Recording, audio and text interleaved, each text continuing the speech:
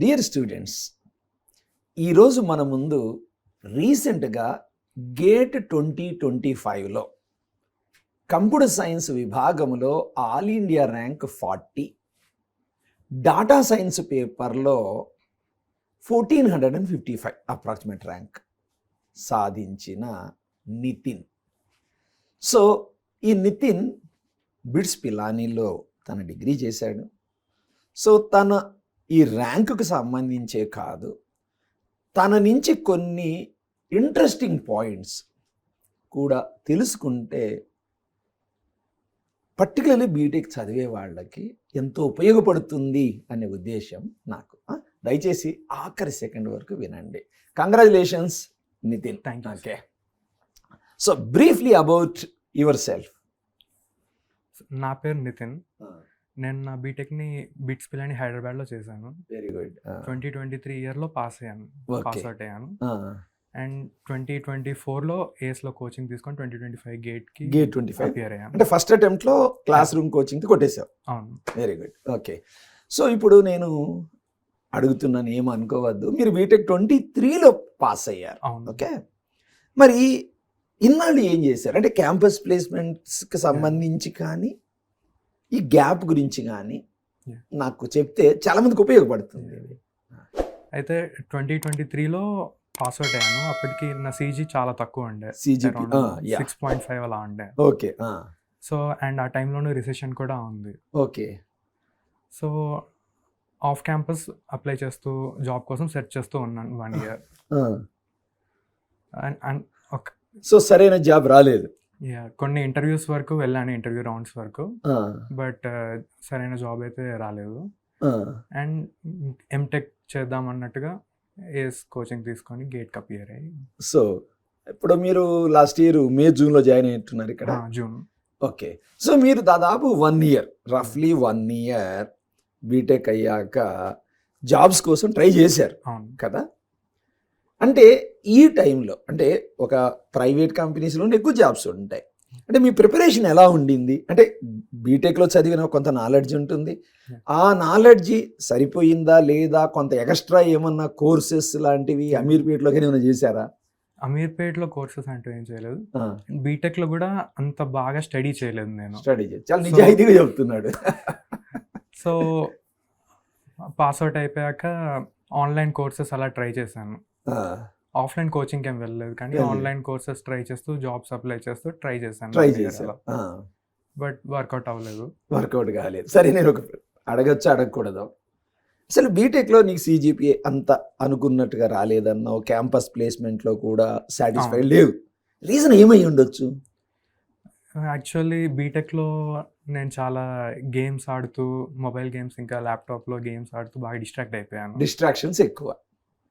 రోజంతా movies, series, games, ఇదే పని. సో ప్రైమరీ గోల్ ఎక్కడున్నా, నువ్వు ఐఐటీలో చదువు, ఎన్ఐటీలో చదువు, ఏస్ కాలేజీలో చదువు, మరో కాలేజీలో చదువు, ప్రైమరీ గోల్ ఈజ్ అవర్ చదువు, భవిష్యత్తుకు సంబంధించి. సో నితిన్ ఏం చెప్తున్నాడు అంటే కొంచెం ఎక్సెస్ టైం స్క్రీన్ టైం మీద పెట్టావు, అంతే కదా? స్క్రీన్ టైం, ఇంకా అవుట్ సైడ్ గేమ్స్ కూడా, అవుట్ సైడ్ గేమ్. సో వీటి వల్ల కొంత ఎఫెక్ట్ అయింది, స్టడీస్ నెగ్లెక్ట్ అయినాయి. ఇక్కడే పాయింట్. ఇప్పుడు నేను కూడా మన ఏస్ ఇంజనీరింగ్ కాలేజ్లో చూస్తూ ఉంటాను, కొంతమంది అంటే ఈ వయసు ప్రభావం అనండి, ఫ్రెండ్స్ ప్రభావం అనండి, అన్నీ మాకు తెలుసు అనుకుంటారు. ఆ వయసులో ఎవరైనా ప్రయత్నం చేసినా కూడా అంటే విన్నట్టే ఉంటారు, వినరు.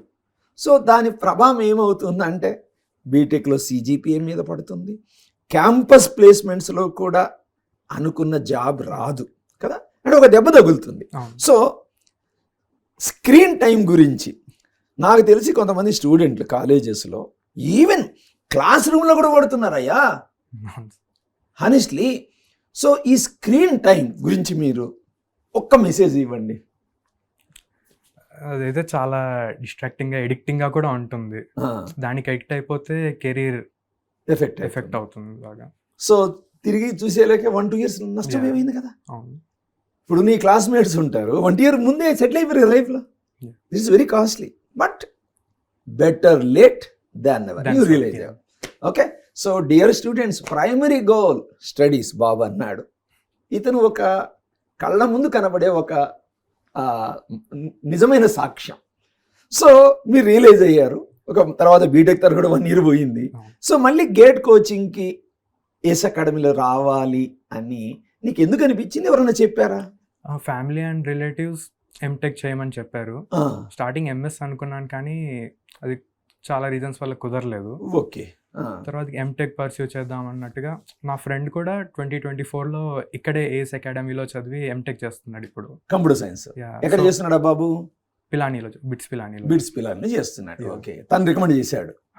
Very good. ఓకే, సో మీరు చేరారు కదా. సో గేట్ కోచింగ్లో జాయిన్ అయ్యాక అంటే మీ time, for example daily classes 5 to 6 hours average అనుకుందాం, ఓ రోజు ఎక్కువ తక్కువ ఉండొచ్చు.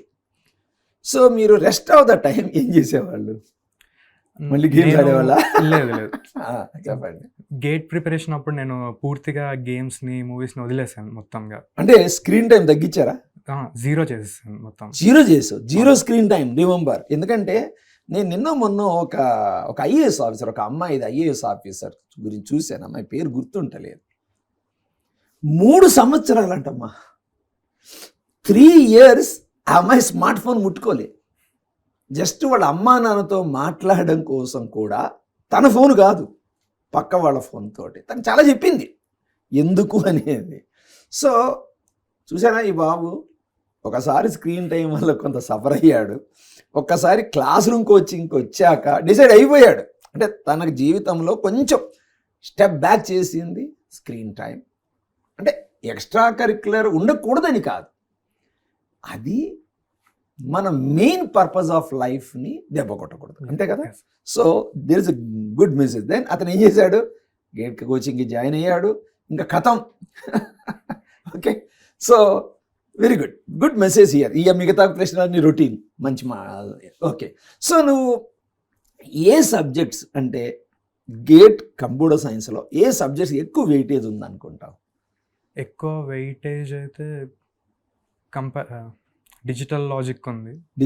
అది చిన్న సబ్జెక్ట్, ఈజీగా ఉంటుంది. డిజిటల్ లాజిక్ కంప్యూటర్ ఆర్కిటెక్చర్ కూడా వెయిటేజ్ కూడా ఉంటుంది. చాలా మంది ఇప్పుడు అల్గారిథమ్స్, ఆపరేటింగ్ సిస్టమ్స్ అంటుంటారు కదా, వాటికి కూడా వెయిటేజ్ బాగానే ఉంటుంది. వాటికి కూడా. నీకు ఎన్ని మార్కులు వచ్చినాయి నాన్న అసలు గేట్లో? సిఎస్సిలో పేపర్లో 88 మార్క్స్ వచ్చాయి. 88 మార్క్స్? ఆఫ్టర్ నార్మలైజేషన్ 85 అయ్యాయి. After normalisation 85. అంటే మీ పేపర్ కొద్దిగా ఈజీ పేపర్ అయి ఉంటుంది. Easy set. 100కి 88 అంటే it's not a joke. Okay, first ర్యాంకర్కి వచ్చి ఉండొచ్చు, రైట్. సో ఇప్పుడు మీరు క్లాస్ అటెండ్ అయ్యేవాళ్ళు కదా, క్లాస్ రూమ్ అటెండ్ అయ్యేటప్పుడు అంటే ఏ విధంగా, అంటే క్లాసులో ఏ విధంగా మీ బిహేవియర్, అంటే సార్ పాఠాలు చెప్పేటప్పుడు కానీ అసలు how you use to behave your self? First of all ఏంటంటే మాకు బిట్స్లో అటెండెన్స్ ఉండదు సార్. సో నేను బిట్స్లో ఎక్కువ క్లాసెస్ కూడా అటెండ్ అయ్యేవాడిని కాదు. చాలా తక్కువ అటెండ్ అయ్యేవాడిని. సో ఇప్పుడు ఎలా అనుకున్నానంటే పక్క ప్రతి క్లాస్ నేను అటెండ్ అవ్వాలి, ఒక్కటి కూడా మిస్ అవ్వకుండా అటెండ్ అవ్వాలి అనుకున్నాను. సో నేను ఇంకా సిఎస్ ప్లస్ డిఏ 2 కలిపి తీసుకున్నాను. సో నాకు యావరేజ్ టైం కన్నా కొంచెం ఎక్కువ ఉండే క్లాసెస్. అవును, ఇక్కడ ఎక్కువ ఉంటాయి. ఎక్స్ట్రా సిలబస్ ఉంటుంది, మ్యాథమెటిక్స్ ఎక్స్ట్రా ఉంటుంది, డిబిఎంఎస్, డేటా వేర్ హౌస్ చాలా ఎక్స్ట్రా ఉంటాయి, ఏఐ, పైథాన్ చాలా ఉంటాయి, ఎంఎల్ఏ. కరెక్ట్. ఇవన్నీ ఉంటాయి. సో లైక్ మార్నింగ్ ఒక 7 o'clockకి క్లాస్ ఉందంటే నేను ఒక 15 to 20 minutes ఎర్లీగా వచ్చేవాడిని. దేని గురించి అయ్యా? ఎందుకంటే ఫ్రంట్ బెంచెస్లో సీట్ దొరకాలి అన్నట్టుగా. ఫ్రంట్ బెంచెస్లో సీటు, కాలేజీలో ఏం చేస్తాం, లాస్ట్ బెంచ్ కోసం వెయిటింగ్, అంతే కదా జనరల్గా. ఓకే. అండ్ అప్పుడప్పుడు బోర్ కొట్టవచ్చు క్లాస్లో, but most of the time యాక్టివ్గా ఉండడానికి ట్రై చేస్తూ. ఏం చేసేవాడివి యాక్టివ్గా ఉండడానికి? అప్పుడప్పుడైతే నేను నన్ను పిన్ చేసుకునేవాడిని లైట్గా. ఇట్లా లైక్ ఒకవేళ స్లీప్ వస్తుందంటే దాని నుంచి వేక్ అవ్వడానికి అన్నట్టుగా ఇలా నన్ను అంటే ఇంత సిస్టమేటిక్గా రావడం కోసం గతంలో నువ్వు చేసిన తప్పే కదా. Self realisation. చాలా మంది అంటారు మోటివేషన్ 2 రకాలని. Sir, external motivation is short time, internal motivation అనేది చాలా పవర్ఫుల్. నేను ఈ మధ్యనే మన జూనియర్ ఎన్టీఆర్ సంబంధించి ఆయన అన్నాడు, ఆయన ఫోటోతో ఒక క్యాప్షన్ వచ్చింది తెలుగులో. 4 సార్లు గుండె పగిలిన వాడే జీవితాన్ని అర్థం చేసుకుంటాడు అని. అయితే అన్ఫార్చునేట్లీ ఒక జీవితంలో తప్పట్టడుగు వేసిన వాడు దెబ్బ తిన్నాక ఎక్కువ శాతం మంది ఫస్ట్ అమ్మా నాన్నని తిడతారు, తర్వాత టీచర్లను తిడతారు, తర్వాత సొసైటీని తిడతారు, తర్వాత స్టేట్ గవర్నమెంట్ తిడతారు, తర్వాత సెంట్రల్ గవర్నమెంట్ తిడతారు, తర్వాత ఈ సమాజాన్ని తిడతారు. సో వాయ్ నేను ఎందుకు దెబ్బతిన్నాను అని ఒకసారి అనలైజ్ చేసినప్పుడు ద మిస్టేక్స్ మన గతంలో చేసిన తప్పులు రిపీట్ కాకుంటే చాలు. ఎందుకంటే by birth every one is a treasure. భగవంతుడు ఆల్మోస్ట్ మన అందరినీ ఒకేలా సృష్టిస్తాడు. ఓకే, నువ్వు దేవుడు ఉన్నాడా లేదా తర్వాత మనం ఒకేలా పుడతాం. So how you use your time before we die, that will decide. Very good Nitin, మంచి పాయింట్స్ ఇచ్చినావు. సో క్లాసులో నిద్ర చెడు గిచ్చుకున్నావు. Wonderful wonderful wonderful point. అంటే you are motivating yourself, ఎవరోకి చెప్పుడు కాదు. ఎక్సలెంట్. సో ఒక్కొక్క రోజు 6 గంటలు 8 గంటలు కూర్చోవాలి కదా. ఒక్కోసారి క్లాసులో 100, 200, 300 కూడా ఉంటారు కదా. నేను సింపుల్ ఎగ్జాంపుల్ చెప్తా. ఈ మధ్య మన ఎగ్జాంపులే, మన ఏసీ ఇంజనీరింగ్ కాలేజ్ ఒక పర్టికులర్ సబ్జెక్ట్ చాలా అద్భుతంగా చెప్తారు. ఒక అతను ఆయన కోసం స్టూడెంట్స్ ఎక్కువగా మర్జీ చేస్తాం, ఎందుకంటే బెస్ట్ ఫ్యాకల్టీ దొరకడం కష్టం కదా. సో 200 మందిని మర్జ్ చేసాం. అంటే ఫ్రీగా చెప్తాం, అద్భుతంగా చెప్తాడు. కొంత స్టూడెంట్లు అన్నారు, మాకు మోటివేషన్ వస్తలేదు సార్, గుంపులో వినబుద్ధి అయితే లేదు అని. అంటే నేనేమంటానంటే సెల్ఫ్ రియలైజేషన్ ఉన్నవాడు చెట్టు కింద పాఠం చెప్పిన 1,00,000 మంది గుంపులో తోసిన ఆ సెల్ఫ్ మోటివేషన్ తోటి పైకి వస్తాడు. ఎవరైతే పూర్తి కంఫర్ట్ జోన్లో ఉండాలి అని ప్రయత్నం చేస్తాడో చూసినావా, ఆడు సాకులు ఎత్తుక్కుంటాడు. సారు పొట్టి ఉన్నాడు, సారు పొడుగున్నాడు, లైట్ తక్కువ ఉంది, ఏసీ తక్కువ ఉంది, ఏసీ ఎక్కువ ఉంది, స్టూడెంట్లు ఎక్కువ ఉన్నారు, పక్కోడు దగ్గిండు తుమ్మిండు. Once your goal you have decided, all these things will become secondary. Honestly Nitya నుంచి చాలా నేర్చుకున్నాం కదా. ఎక్సలెంట్. ఓకే, నువ్వు అప్పుడప్పుడు మనం ఎగ్జామ్స్ పెడతాం కదా నితిన్. సో ఈ ఎగ్జామ్స్ ఎలా, how serious use to be in exams? Exams ఉన్నాయని తెలిస్తే నేను ముందు రోజు పీవైక్యూస్ చేసేవాడిని. Material, work book, text book ఆ సిలబస్కి సంబంధించి. ఫర్ ఎగ్జాంపుల్ ఇక్కడ నువ్వు అన్నట్టు అల్గారిథమ్స్ ఎగ్జామ్ ఉంది, ఆ సిలబస్ చూసుకొని పీవైక్యూస్, తర్వాత నార్మల్గా టాపిక్ వైజ్ ఉంటాయి, వాల్యూమ్ 1, వాల్యూమ్ 2 టాపిక్ వైజ్ ఉంటాయి కదా, టాపిక్ వైజ్ చేసుకుంటూ వెళ్ళవండి, ప్రాక్టీస్ చేసుకుని. అంటే అకాడమీలో జరిగే సబ్జెక్ట్ వైజ్ కానీ టాపిక్ వైజ్ టెస్ట్లను కూడా మెయిన్ గేట్ ఎగ్జామ్ లానే ఫోకస్ చేసావు. అంతేగాని ఏంది చిల్లర ఎగ్జామ్. ఎందుకంటే ఇంజనీరింగ్ కాలేజ్లో చూస్తుంటాం కదా, మిడ్ ఎగ్జామ్ ఎంత నెగ్లెక్ట్ చేస్తారండి. 2 మిడ్ ఎగ్జామ్లు సీరియస్గా చేస్తే ఎక్స్టర్నల్ ఎగ్జామ్లో నీకు 80% వచ్చుద్దిరా బాబు. చాలా వరకు సార్లు ఏం చేస్తారు, ఈ మిడ్లో ఇచ్చినవి అక్కడ ఇస్తుంటారు, పెద్ద తేడా ఉండదు. నువ్వు మిడ్డే ప్రిపేర్ కాకపోతే నువ్వు ఫైనల్ ఎగ్జామ్లో ఈ మార్కులు ఎట్లా వస్తారా నీకు? నితిన్ నుంచి నేర్చుకోవాల్సింది ఏంటంటే కోచింగ్స్, అది ఏస్ అకాడమీ, మరో అకాడమీ, నేను అవన్నీ బిజినెస్ గురించి. నీకు ఒక టెస్ట్ మధ్యలో కండక్ట్ చేస్తున్నారు అంటే assume that it is a final gate exam, it is your finals. Automatically నీకేం రియల్ ఫైనల్ వచ్చేది ఈజీ అయిపోతుంది, కంఫర్ట్ జోన్లో పడిపోతాం. This is very important. So take intermediate test also seriously. Okay, నువ్వు ఎగ్జామ్స్ టెస్ట్ చాలా పెట్టేవాడు, ఆన్లైన్లో కూడా ఉంటాయి కదా. ఇందులో నీకు పర్ఫార్మెన్స్ సరిగా రాలేదు, సరిగా మార్కులు రాలేదు, ఎలా ఫీల్ అయ్యేవాడివి? సరిగ్గా రాలేదు అని చెప్పి వదిలేయడం కాకుండా మళ్ళీ రివైజ్ చేసి ఎక్కడ మిస్టేక్స్ పోయాయో చూసుకొని మళ్ళీ అలా ఆ టాపిక్లో ఉన్న ప్రాబ్లమ్స్ని సాల్వ్ చేస్తూ నన్ను నేను బెటర్ చేసుకునేవాడిని. ఛాలెంజ్ చేసిరావు క్వశ్చన్లకి, అంతే కదా. రాలేదు అని వదిలేయడం కాకుండా అది వచ్చే వరకు దాన్ని పట్టుకొని చదివేవాడిని. అంటే రాలేదు అంటే ఏ విధంగా, నువ్వు ఎందుకు తప్పు చేసావు నేను ఆలోచన చేసావు. అంటే నువ్వు రాలేదు, తప్పు వచ్చింది, నెగిటివ్ మార్క్ పడింది, అంటే ఏ విధంగా అనాలిసిస్ చేసేవాడివి? అంటే నా కాన్సెప్ట్ సరిగా లేదు అది ఏ విధంగా నీ అనాలిసిస్ ఉండేది? లైక్ హాఫ్గా నేర్చుకుంటే మిస్టేక్స్ పోవడానికి ఛాన్స్ ఉంటుంది. అచ్చా, హాఫ్ నాలెడ్జ్ అంటే కంప్లీట్ హోల్డ్ లేకుండా ఉంటే chances of mistakes are more, అంతేనా? అవును. రైట్. ఇంకా ప్రాబ్లమ్స్ కొంచెం ట్విస్టెడ్గా ఇస్తారు కదా, అవును, అది అర్థం చేసుకోవాలి. అందులో ట్విస్ట్ ఉంది అన్నట్టుగా మనం తెలుసుకోగలిగితే చేయగలం ప్రాబ్లమ్ని. కొంతమంది ఏం అది చేస్తారు ఎలా వస్తుందంటే ప్రాక్టీస్తో వస్తుంది. ప్రాబ్లమ్స్ ప్రాక్టీస్ చేస్తుంటే మనకి అవేర్నెస్ వస్తుంది, ఇలాంటి టైప్ ఆఫ్ ప్రాబ్లమ్స్ ఉంటాయి, ఇలాంటి టైప్ ఆఫ్ క్వశ్చన్స్ ఉంటాయి అని. సో ఎక్కువ ప్రాక్టీస్ చేస్తే అర్థమవుతుంది. టెస్ట్లో ఇప్పుడు ఇలాంటి నీకు క్వశ్చన్ ఇచ్చారు. క్లాస్ టెస్ట్లు కానీ ఆన్లైన్ టెస్ట్ సిరీస్లో కానీ నీ ర్యాంక్ ఏ విధంగా వస్తుండేది? Depends on the subjects. నాకు కొన్ని ఇష్టమైన సబ్జెక్ట్స్లో ఫస్ట్ అలా వచ్చేవాడిని. వచ్చేవాడివి? రాని సబ్జెక్ట్స్లో చాలా తక్కువ కూడా వచ్చేది. అంటే ఏది ఇష్టమైన సబ్జెక్ట్? నాకు డిజిటల్ లాజిక్ చాలా ఇష్టం. డిజిటల్ లాజిక్ ఎందుకు? ఫ్యాకల్టీ కూడా అయి ఉండొచ్చు. సార్ చాలా బాగా చెప్పారు. ఎవరా sir? Gyaneshwar sir. Okay, very good. Motivation బాగా యా, చేస్తారు. మోటివేషన్ బాగా ఇచ్చారు. సో సార్ టీచింగ్ చాలా నచ్చింది అండ్ సబ్జెక్ట్ కూడా నాకు చాలా ఇంట్రెస్టింగ్గా అనిపించింది. అండ్ చాలా చిన్న సిలబస్తో ఎక్కువ వెయిటేజ్ ఉంటుంది దానికి. ఓకే. సో గేట్ ఎగ్జామ్ నాడు కదా, నీది set 1 set 1. Set 1. So exam హాల్కి వెళ్ళాక ఎలా అనిపించింది నీకమ్మా? ఎగ్జామ్ హాల్కి కొంచెం నర్వస్నెస్తోనే వెళ్ళాను. బట్ వన్స్ క్వశ్చన్ స్టార్ట్ చేశాక, ఎగ్జామ్ స్టార్ట్ చేశాక ఆల్రెడీ చాలా టెస్ట్ సిరీస్ రాసేసాను నేను. ఫుల్ లెంత్ మాక్ టెస్ట్ చాలా రాసావు. సో రాస్తున్నప్పుడైతే ఫీల్ అయితే సేమ్ టెస్ట్ సిరీస్ రాస్తున్నట్టే ఉంది. అప్పుడు బాగా కామ్ అయిపోయాను.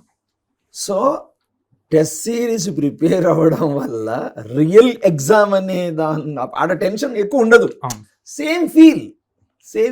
So this advantage. Once you write practice number of model test or mark, this advantage. You will be more comfortable in exam hall.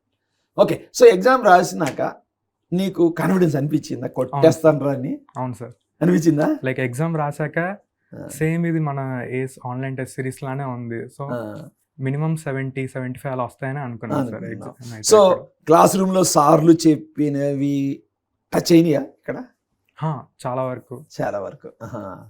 Computer networks అయితే same ditto book లో నుంచే వచ్చాయి sir. Computer networks దిగిపోయినాయి. అవును sir. Very good. So నిజంగా చెప్పు. So class room coaching ఉపయోగపడింది. అవును sir. నేను క్లాస్ రూమ్ నోట్స్నే చదివాను సార్, ఇంకే వేరే ఏది చదవలేదు ప్రిపరేషన్, గేట్ ప్రిపరేషన్కి. Very good. సో జనరల్గా ఇచ్చిన దాన్ని పద్ధతిగా ప్రాక్టీస్ చేస్తే చాలు, అంతే కదా? అయితే క్లాసెస్కి సిస్టమేటిక్గా అటెండ్ అవ్వాలి కదా. ఓకే, నేను ఇంకో జనరల్ క్వశ్చన్ అడుగుతాను. సో ఇంజనీరింగ్ కాలేజెస్లో ఎక్కువ మంది పిల్లలు బంక్ చేస్తుంటారు క్లాసెస్. రీజన్స్ చాలా ఉంటాయి. సో ఈ బంక్ చేసే వాళ్ళకి నేను అబ్జర్వేషన్ ఏంటంటే, కొందరు క్లాస్ రూమ్ బంక్ చేసినా ఏదో ప్లేస్మెంట్ ట్రైనింగ్కో ప్రాజెక్ట్ వర్క్కో ఉపయోగించుకుంటారు. దెన్ వెల్ గుడ్, ఇట్స్ మంచిది అది. కొందరు బంకు చేస్తారు, ప్లేస్మెంట్ ట్రైనింగ్కి రారు, ప్రాజెక్టులు చేయరు, ఎంతసేపు తిరుగుతూ ఉంటారు కదా. అదేమంటే రిఫ్రెష్ అవుతున్నాం సార్ అంటారు. వాళ్ళ పర్ఫార్మెన్సు గేట్ ఎగ్జామ్లో కానీ లేదా ప్లేస్మెంట్ ట్రైనింగ్లో కానీ ఎఫెక్ట్ అవుతుందంటావా? తప్పకుండా అవుతుంది సార్. అవుతుందా? ప్లేస్మెంట్లో అప్పుడైతే కొంచెం స్టార్టింగ్ క్లాసెస్ బంక్ చేస్తే స్టార్టింగ్ బేసిక్స్ మిస్ అవుతాయి, తర్వాతకి మళ్ళీ క్లాసెస్ అటెండ్ అయినా అవి అర్థం కావు సార్, ముందు క్లాసెస్ మిస్ అవుతాయి. అందుకని స్టార్టింగ్ నుంచి అటెండ్ అవుతే బెటర్. కొంతమంది స్టూడెంట్స్ ఎలా ఉంటారంటే, సపోజ్ మార్నింగ్ 10 o'clock క్లాస్ అనుకో, 10కి రావాలి, ఆడ 5-10 నిమిషాలు మిస్ అవుతాడు. మిస్ అవ్వగానే ఆ 5-10 నిమిషాల్లో సారు ఏదో ఇంపార్టెంట్ పాయింట్ చెప్తాడు, అది దాటుకొని తన అప్లికేషన్స్కి వస్తాడు. ఈ అయ్యవారు లోపలికి అప్పుడు, ఏదో స్టూడెంట్ అనేవాడు లోపలికి అప్పుడు వెళ్తాడు. అర్థం కాదు. అర్థం కాక దిక్కులు చూడడం, పక్కోని గోకడం, ఈ సార్కి చెప్పని వస్తలేదు, సార్ ఫాస్ట్ పోతున్నాడు. అంటే నేను ఎక్కువ శాతం చూస్తుంది ఏంటంటే, సెల్ఫ్ రియలైజేషన్ అనేది స్టూడెంట్కి కానీ ఎవరికైనా, నాకైనా కానీ నీకైనా సెల్ఫ్ రియలైజేషన్. మనం ఒక ఇబ్బంది ఫేస్ చేస్తున్నప్పుడు ఫస్ట్ మనల్ని మనం పరిశీలన చేసుకోవాలి ఎంత అనేది. Very good. సో నీకు రిజల్ట్ వచ్చినాడు ఈ ర్యాంక్ చూడడానికి హ్యాపీనెస్ అనిపించింది కదా? చాలా happy. Very good. So almost ఒక 1 year మానసికంగా ఓకే ఎంత కంట్రోల్ పెట్టుకున్నా గిచ్చుకున్నా ఒక స్ట్రెస్ అయితే ఉండింది కదా? అవును సార్. కదా? ఈ పీరియడ్లో ఇఫ్ యూ డోంట్ మైండ్ అమ్మ నాన్న నుంచి ఎటువంటి సపోర్ట్ వచ్చేది? అమ్మ నాన్న రోజు కాల్ చేస్తూ ఉంటాను. నేను ఇక్కడ పీజీలో ఉంటాను. రోజు కాల్ చేస్తూ ఉంటారు, మాట్లాడుతూ ఉంటారు, చెప్తూ ఉంటారు, కొంచెం మోటివేషన్ ఇస్తారు. ఇలా ఇప్పుడు స్ట్రెస్ తీసుకున్న గేట్ అయిపోయాక చాలా ఖాళీగా ఉంటావు, అప్పుడు నీ స్ట్రెస్ మొత్తం రిలీఫ్ చేసుకోవచ్చు, అలా మోటివేషన్ ఇస్తూ ఉంటారు. ఓకే. అమ్మగారు నాన్నగారు ఇద్దరితో బాగా. Very good. So their support is very useful to you. Very good. చూడండి పిల్లలు, మనకి ఎంత 18 ఏళ్ళు 19 ఏళ్ళు 20 ఏళ్ళు వచ్చి టీనేజ్ అయినా ఎంత తొలి ప్రేమలైనా ఏమైనా కానీ see parents are your first well wishers కదా. Parents are your first well wishers. వాళ్ళు ఎందుకు చెప్తున్నారు అనేది ఆవేశంలో డినై చేయకుండా ఫస్ట్ కొంత వినండి, చూడండి అమ్మ నాన్న కాంటాక్ట్ ఎలా ఉంటుంది అనేది. ఓకే. సో ఇప్పుడు నీకు గేట్లో కంప్యూటర్ సైన్స్లో 40th ర్యాంక్ వచ్చింది, డాటా సైన్స్లో 1400 అండ్ సంథింగ్ ర్యాంక్ వచ్చింది. ఫైనల్గా నువ్వు ఎంటెక్ ఎక్కడ చేయాలనుకుంటున్నావు? ఐఐటి బాంబేలో చేద్దాం. ఐఐటి బాంబేలో. చాలామంది తెలియంది ఏంటి అంటే ఐఐటిలో కానీ ఎన్ఐటీలో కొంచెం ప్రతిష్టాత్మక విద్యా సంస్థల్లో చేస్తే ప్లేస్మెంట్స్ బాగుంటాయి ఖచ్చితంగా. ఎందుకంటే నేను చూస్తుంటాను, మన కాలం అప్పుడప్పుడు చూస్తూ ఉంటాను, మనకి 40 lakh ప్యాకేజ్ కొట్టే దమ్ము ఉంటుంది ఒక స్టూడెంట్కి. అంటే గేట్లో మంచి ర్యాంక్ వచ్చే దమ్ము ఉంటుంది. అది ఏమవుతుందో ఏమో మిస్గైడ్ అయిపోయి నెగ్లెక్ట్ చేసుకొని కెరీర్ దెబ్బ తగులుతుంది. సో చాలామందికి ఐఐటిలో కానీ ఎన్ఐటీలో కానీ మంచి సంస్థల్లో కనుక ఎంటెక్ కంప్యూటర్ సైన్స్, ఈవెన్ భవిష్యత్తులో semi conductors, so VLSI embedded system అంటే ECEEE వాళ్ళకి కూడా మంచి భవిష్యత్తు ఉంది. సో గేట్ అనేది కూడా అపార్ట్ ఫ్రమ్ క్యాంపస్ ప్లేస్మెంట్, అందుకే నేను చాలామందికి ఏం చెప్తానంటే మన ఏసీ ఇంజనీరింగ్ కాలేజీలో కూడా నువ్వు గేట్ ప్రిపేర్ అవ్వు.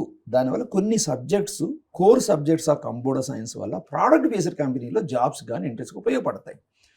సో గేట్ అనేది కూడా ఒక ఆప్షన్గా తీసుకుంటే అందులో ఇప్పుడున్న తరుణంలో ఏంటి ట్రంప్ గారు ఊచకోతగా వస్తున్నారు అంటే నేనేది జాబ్స్ ఎఫెక్ట్ పడుతుంది ఇంటర్నేషనల్గా. ఫస్ట్ ఎఫెక్ట్ ఐటీ మీద పడుతుంది అనుకుంటున్నా. సో మనం ఏం చేయాలి అంటే బీటెక్ చదువుకునేటోళ్ళు కానీ దయచేసి గేట్ కూడా ప్రిపేర్ అవుతూ ప్లేస్మెంట్ తీసుకోండి. ఓకే, క్యాంపస్లో మంచి ప్లేస్మెంట్ వచ్చింది, ఓకే, నువ్వేమి ఎంటెక్ చేయాల్సిన అవసరం లేదు, మంచి ప్లేస్మెంట్ వస్తే. So BTech computer science and already branches వాళ్ళు జనరల్గా నెగ్లెక్ట్ చేస్తున్నారు, అందులో మంచి స్టూడెంట్ కూడా నెగ్లెక్ట్ చేస్తున్నారు. సో మీరు గేట్ కూడా ఒక ఆప్షన్గా పెట్టుకోండి. క్యాంపస్ ప్లేస్మెంట్కి ఏముందండి, రొటీన్గా data structure, algorithms, aptitude, basic, soft skills, అంతకు మించి ఏముండదు పెద్దగా. సో దాన్ని కొంత హోంవర్క్ చేసుకుంటే మంచి భవిష్యత్తు ఉంటుంది. ఓకే నితిన్, ఫైనల్గా నీ జూనియర్స్కి అంటే ఇప్పుడు బీటెక్ చదువుకుని పిల్లలకి మెసేజ్ ఏంటి? ఇప్పుడు కష్టపడితే రేపు సుఖపడతావు. ఓకే. ఎక్కడ? నల్గొండనా మీది? అవును సార్. నల్గొండలో ఎక్కడమ్మా? ఏ village? Nalgonda town. Nalgonda town. Okay. నాన్నగారు ఏం చేస్తారు ఇఫ్ డోంట్ మైండ్? మా daddy bike mechanics. Okay, very good. So ఒక నార్మల్ బ్యాక్గ్రౌండ్ అయినా నితిన్ కష్టపడి అమ్మ నాన్న కష్టపడి చదివించారు. తను కూడా మొదట్లో ఒక చిన్న స్లో డౌన్ అయినా, తన కెరీర్లో కొంచెం స్లో డౌన్ అయినా ఇప్పుడు తన గేట్లో మంచి ర్యాంక్ వచ్చింది. అతను ఖచ్చితంగా ఐఐటీలో సీట్ వస్తుంది. ఐఐటీస్లో ఎంటెక్ చేసి సీరియస్గా చేస్తే మంచి జాబ్స్ ఉంటాయి. నాకు తెలుసు కదా, ఐఐటీస్లో మంచి జాబ్స్ ఉంటాయి. అక్కడ కూడా నెగ్లెక్ట్ చేస్తే ఏమో చెప్పలేం, కానీ ఐఐటీలో అవకాశాలు ఎక్కువ వస్తాయి.